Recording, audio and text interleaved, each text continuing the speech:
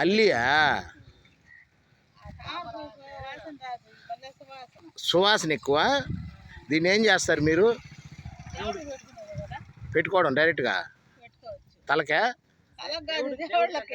దేవుళ్ళకి పెట్టనా? ఆహా, తామర కాదైతే దీని పేరు అల్లి అంటారు. సువాసన ఎందుకు వచ్చింది తెలుసా? పార్వతీదేవి అర్జునుడు ఈపు నుండి మొత్తం చూడాలని శివుడిని అడిగితే అప్పుడు ఆయన కిరాతకుడుగా వచ్చాడు.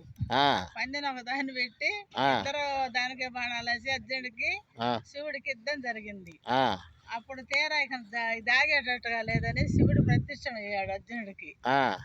అప్పుడు ఆయన నాయన నీతో నేను చేసింది ఇప్పుడు దాకానే సాష్టాంగ ప్రమాణం చేశాడు కాళ్ళకి. పక్కనే ఉండే పార్వతీదేవికి సైకి చేసి చూడమన్నాడు ఈపు నుండే మచ్చ. అప్పుడు ఆమె ఆయన్ని ఆ మచ్చ చూసి మోహించిందంట.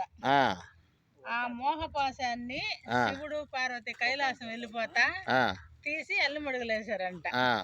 అది ఆ పార్వతీదేవికి సహజంగా ఉందంట సువాసన. ఆ సువాసన ఇటుకొచ్చింది. అది కదా.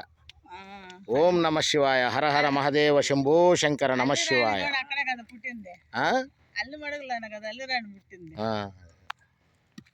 మోహపాసమే అల్లిరాణిగా పుట్టింది. మంచి వాసన వస్తుంది.